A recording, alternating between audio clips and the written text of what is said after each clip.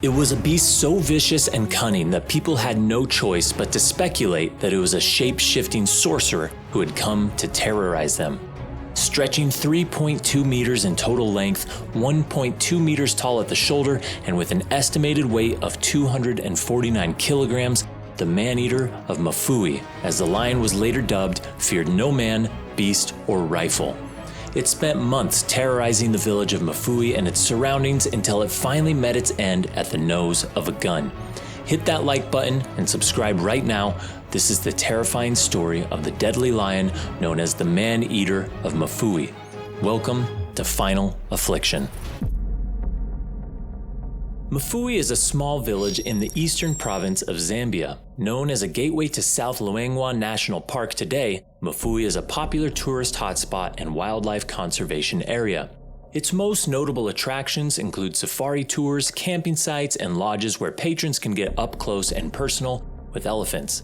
However, our story takes place in the 90s when Mfuwe was not as tourist-friendly as it is today. In the hot summer of 1991, two boys were playing in the plains after sundown. They were supposed to have been back in the village before the big orange sun sank on the horizon, but they were enjoying their game so much that they lost track of time. As the sun set, there was no point in playing in the darkness, so they began their long walk home, hoping their parents would understand and excuse their tardiness. As they walked, they talked about their adventures that day and made plans to hang out again soon. Little did they know that they were being stalked by a deadly predator who was hiding in the tall savanna grass, waiting patiently for the right time to strike. As the boys got to a point where the road split into two, a great lion suddenly sprung out and knocked one of the boys to the ground before they even had a chance to blink. The lion wasted no time in biting the boy's neck and almost immediately rendering him quiet and subdued. The boy was dead in just a few short seconds. Shocked and panicked at the sight of seeing his friend murdered, the second boy ran for help. He stumbled through the dark, moving as fast as his legs would take him, and after breathlessly running for quite a distance, he found some game rangers who helped him call the authorities. The game rangers rushed to the attack scene, firearms drawn, but it was too late. The lion was gone, and all that remained of the dead boy were tattered bits of his clothing, parts of his chewed-up skull, and fragments of bone. That young boy was the man-eater's first victim, and the beginning of its reign of terror. About 30 days after the boy's life had been gruesomely cut short, a woman was walking around the outskirts of the village gathering supplies for dinner. She needed some herbs and firewood, and it wasn't uncommon for her to get these things at the edge of the village. When she had finished, she walked back home, set her items down, and began her usual evening routine. The woman did not know that she had an unwanted visitor who had been following her carefully home. The giant lion stalked up to her front door, knocked it down, and entered her home. Before the woman could register what was going on, the lion pounced on her. It bit and clawed at her, trying to quickly subdue her just like it had done to the boy. Valiantly, the woman tried to fight back. She struggled desperately to get the lion off of her, but it had the size and surprise advantage, and soon her injuries were too significant for her to do anything but lie helplessly as the lion took her life. The lion left once it was done with her, and upon discovering the harrowing scenes, authorities searched the bushes around the house for clues as to where it had gone. They did not find the lion, but they did find the woman's remains. Her head and arms lay haphazardly in the bushes. The lion had eaten everything else. Her remains were later buried, but the lion was far from done hunting.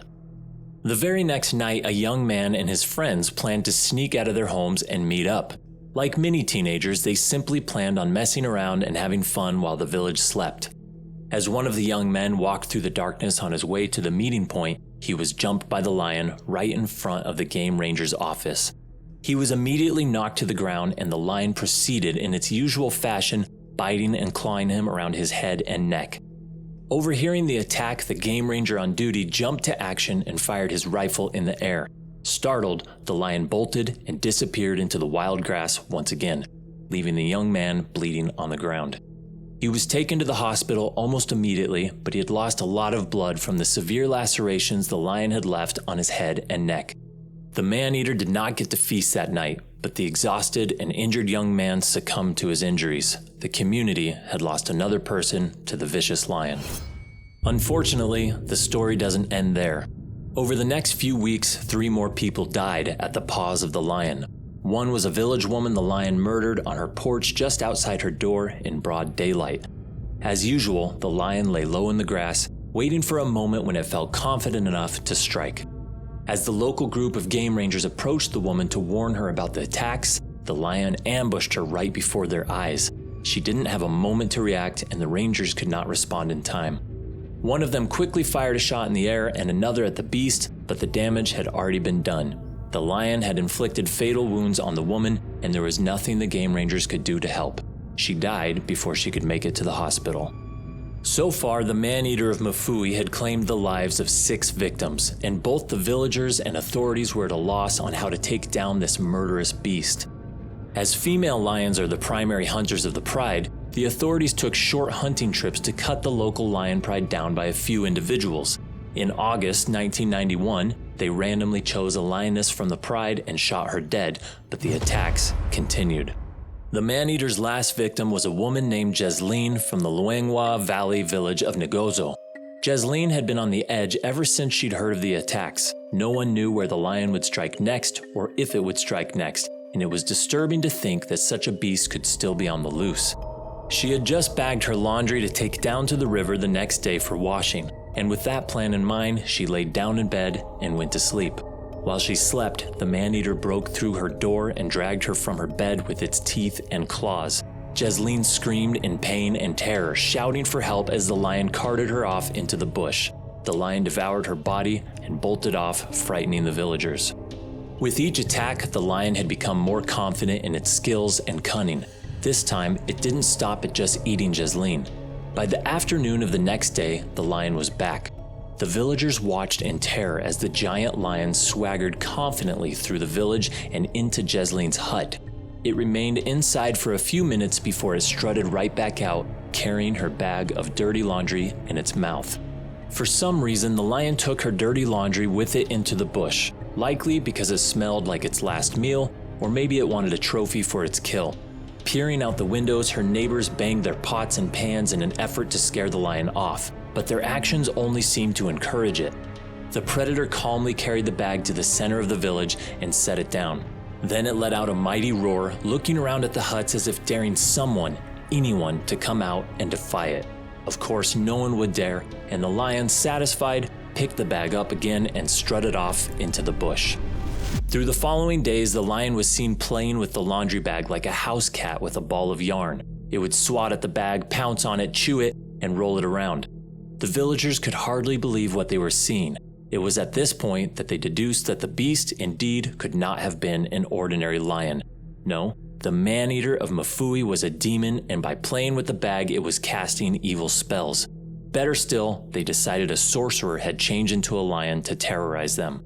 The lion's murderous spree was so disruptive and its actions so disturbing that professional hunters visiting the area decided to see what they could do to get rid of the predator. The first hunter to attempt dispatching the lion was a Japanese bounty hunter who specialized as a hired hitman. The bounty hunter set traps all over the area and pursued the lion for weeks, but ultimately ended up unsuccessful. It seemed that the cunning lion was toying with them like it knew when they were watching and when they weren't. Adrian Carr, a local safari hunter, tried his luck next. Along with setting traps like the first hunter, Adrian also set up bait and a blind made of paper bags to try and kill the lion. He hung a carcass about 10 feet off the ground from a tree, then hid behind the blind a short distance away. One night while waiting, Adrian heard the lion's footfalls as it approached the bait. He could hear the beast chewing, and he decided to let it eat for a while before putting a bullet in it. After about 20 minutes, Adrian flipped on the spotlight and could clearly see the giant lion standing on its hind legs as it chewed on the carcass. He aimed his rifle at the lion, but the presence of the light sent the lion running into the nearby cover of darkness. Like the previous bounty hunter, Adrian failed to end the lion's reign of terror. The man-eater of Mfuwe finally met its deserved end when Wayne Hosek stepped into the scene. Wayne was a professional hunter from California, and he'd heard about the beast while visiting the area on a private hunting trip. Coincidentally, his hunting party had come across the lion's toy, Jesleen's laundry bag, in a dry riverbed. Wayne and fellow hunter Charles Bukes decided to turn the predator into prey. They set a trap consisting of the laundry bag and a large stash of hippo meat.